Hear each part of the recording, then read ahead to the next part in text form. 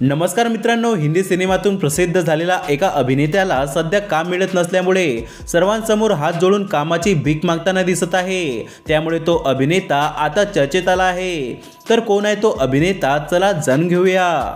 मित्रांनो, बागबान या सिनेमातील अभिनेता नासिर खान सगळ्यांच्याच लक्षात असेल। या सिनेमात नासिरने अमिताभ बच्चन यांच्या धाकट्या लेकाची करण मल्होत्राची भूमिका साकारली होती। या सिनेमात त्याने बऱ्याचपैकी चांगलं काम केलं, मात्र त्यानंतर तो फारसा कुठेही झळकला नाही। परंतु आता हातात काम नसल्यामुळे त्याने व्हिडिओ शेअर करत निर्मात्यांकडे काम मागितलं आहे। नासिरने इंस्टाग्रामवर व्हिडिओ शेअर करत त्याचं वय, उंची, नाव अशी सगळी पर्सनल माहिती दिली। परंतु मी खूप काम केलंय, त्यामुळे आता ऑडिशन देऊ शकत नाही, असंही त्याने आवर्जून सांगितलं आहे।